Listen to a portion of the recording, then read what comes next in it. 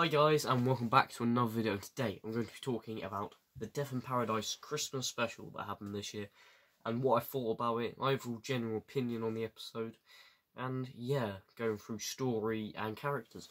So, where to begin? So the Death in Paradise Christmas special opens with, traditional death, basically. Hence the blooming name Death in Paradise. Basically we start off with a gunshot, like a gunshot hitting this woman, and she's dead. And this woman, as we saw earlier in the episode, had been trying to solve a murder case from 1977, which being the murder case of Linus. As we see a flashback to 1977, where we see the Commissioner. So it really kind of delves into the Commissioner's past previously, which hasn't really been explored that much. There's been like hints to it in the past, about certain cases and stuff, but never something like this on this scale. We even had a young Commissioner, which I thought was very interesting, and I like the way it kind of took place. I thought it was very good. The guy who played the young Commissioner, I thought he did a good job. And the whole theme throughout the episode was the Commissioner promised he would find the kid's brother who'd been murdered. He promised he would find him because he disappeared, presumably dead. But yeah, which has got nothing to really do with the other thing I was talking about a minute ago, about the woman journalist. Basically she gets shot, but we don't know who by, so that's the main murder of the episode, really. And that's kind of a sideline, but that sideline has a lot to do with the episode, because she was trying to find out what happened to Linus, and that's what we find out. We find out what happened to Linus. But yeah, let's get into the main video, really. Something I should note is at the beginning of the Death in Paradise episode, not the traditional theme tune. It had been mixed up a little bit, and yeah, bit of a different intro, but cool and funky. I think it was pretty good. So we see, obviously, Ralph Little playing our lead. He does a brilliant job during the episode, and he is a very good detective. He's not any Chris Marshall, but he's very good anyway. So yeah. In the Death in Paradise episode, they set up kind of a sideline kind of love relationship between Neville, who's obviously played by Ralph Little. They set up this kind of relationship with this other woman who he got his suitcase mixed up with. So I think there could be more going into the next series in January. I have a feeling that will probably be the case. But nonetheless, that was very interesting. We're might get a bit of love, and he might leave the island, which would be the third time in Death in Paradise history. So that's a lot. But moving on to the main plot, because that's kind of got nothing to do with the plot. That's got nothing to do with Linus and the woman who was unfortunately murdered, the journalist. But yeah, so let's get back into the main plot. So, this journalist woman, she was shot dead, in the middle of a swamp, which I think was a little bit freaky. I've got to mention, in this episode, it is so freaky. It's probably the freakiest Death in Paradise episode I think there's ever been. Kind of scary, a bit kind of, what the hell's going on, more like. Yeah, very good. Rather interesting, a bit kind of spooky and all of that, but very good, very well done. But as we see during the episode, the journalist had supposedly found Linus, and Linus had wanted to meet her or something, which is really weird. But before she was murdered, she had a row with someone else who could have killed her, but he claimed he didn't kill her.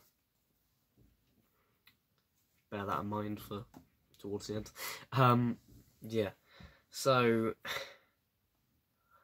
after that, we get a few more flashbacks. We see the young Commissioner in 1977, I believe that. I think I'm right on that. But yeah, we see him there saying, "We promise we'll find him," and then obviously they never do until the end of the episode, obviously. But stay tuned for that. Yeah.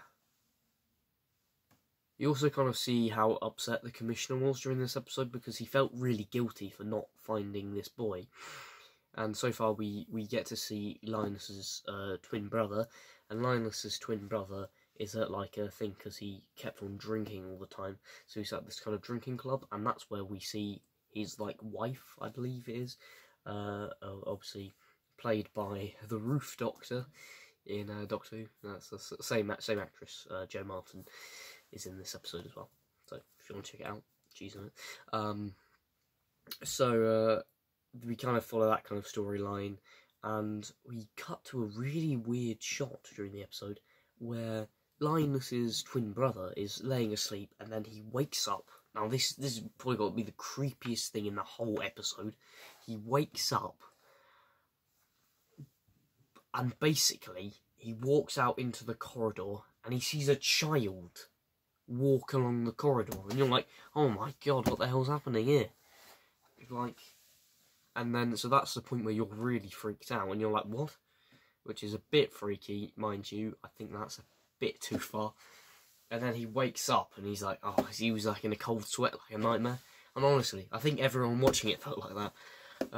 But then we get this great scene, which I think is even more freaky, is that we have Linus's brother.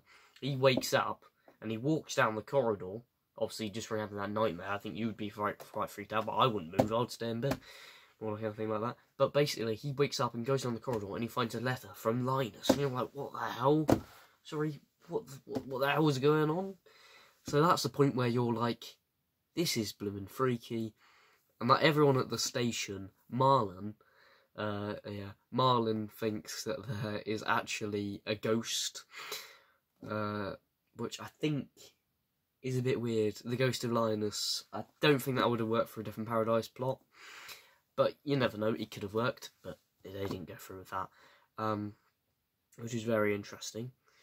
Les Dennis makes an appearance in this episode, as I saw in Only Fools and Horses the musical. He makes an appearance in this episode as a psychic, and he predicts that Linus is still alive, which we find out at the end of the episode that Linus is alive, but he's not a ghost, and he's not a figment of the imagination. Turns out that Linus was actually knocked unconscious by the man who I mentioned previously had an argument with the journalist. This is a bit complicated, but he basically actually knocked him over with a truck. He went into the sea, floated away, and ended up on another island with no memory of anything else. Very convenient. But that's a very interesting kind of plot there.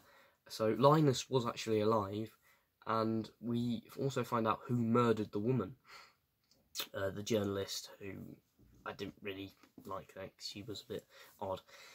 But basically, the journalist woman who got shot, we thought was killed by Linus's brother, but it wasn't killed by Linus's brother. It was actually killed by the man I mentioned earlier, who had a row with her, because he had shot the gun.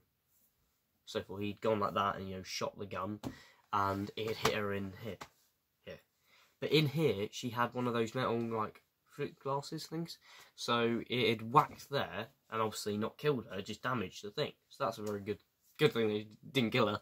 But then the other guy came along, shot her through the blooming heart in the same direction, then took the flask with her, or with him, or whatever, with him, and taken it, and then he had left the crime. So everyone had thinked that Linus's brother had did it, because he pretended to be Linus, because apparently for the whole of his life he'd pretended to be Linus since he was about like 10 years old, which I think is a bit ridiculous, but crazy. But a bit crazy that it has happened like that. But I know that it can happen. Some people from traumatic events can suffer very serious consequences, but I find it really puzzling and a bit crazy that it can actually happen, really. But I feel really sorry for Linus's brother, because he'd kind of gone through that thing, and he thought he was Linus as well as being thing. So when they were talking about doing the notes and stuff, they'd been written by him, which brings up loads of questions. It's a bit odd, really, but rather odd and strangely, I think, really unusual. But Very interesting plot line. I think really gripping to the audience, and that's why I think Death in Paradise can go for so long, because of the way it's written. Robert Thorogood, you are an amazing writer, creator, and novelist. I've got to say, mate, you're amazing. I wish I could write like you, but I can't. But yeah, so that's kind of what I have to say on that. So I mentioned about the murderer, everything like that. Let's talk about Les Dennis's kind of cameo. Well, not really cameo, but he's in the episode more or less. He kind of ignores all the police to start with, which I think is a bit of a bad thing. Realistically, you should not ignore the police. But he's kind of absolute kind of idiot, and he knows that obviously the brother is still alive. Linus, he still knows Linus is alive because he saw him when he was on this other island, which brings up more questions. What is this guy doing for a living? But apparently he's a psychic, and he wanted everyone to believe that he had found him. And so he was attacked before he was to go on Sam Murray Live, which I think is a great thing that we've never seen Sam Murray Live, I don't think, before in the show, which was a nice little detail that they put in there. Brilliant. And he went on there a few times and said, I believe he's still alive, like that. And it's really odd. And Les Dennis had his hair dyed like black or something. It's a bit odd, but absolutely love the episode. He was absolutely amazing in it. And they did this little subplot with one of the police, well, not really policewoman, but one of the works at the police station. They did a subplot with her where she wanted to become a proper police officer, and I think going into the new series they're going to bring that in as a thing of her training with Marlon and stuff like that. So I think that's a pretty good thing there. But I really do like how they focus on the commissioner more. Catherine in this episode, she didn't do much, but what she did was quite funny. I really did enjoy that. I thought she was brilliant, and I like how she's trying to set up Neville Parker, the DI. She's trying to set him up with this woman who they swap suitcases with. So I have a feeling that that's going to be something leading into the brand new series on the 6th of January. So stay tuned for that. Hopefully I'll get around to doing reviews of them this time. I really hope so. But yeah, I thought it was a brilliant episode, brilliant Christmas special, something for all the family, a bit spooky, a bit creepy, and yeah, I've got to say, there's another scene that I think I've got to mention.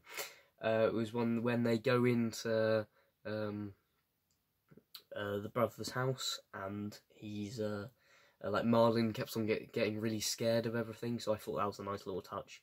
And Ralph Little getting shocked when the policewoman just walks on into the thing, so that's a really funny element in that. So that brings us to the end of today's video. If you enjoyed it, please remember to like and subscribe, and I'll see you in a video soon enough. And goodbye for now.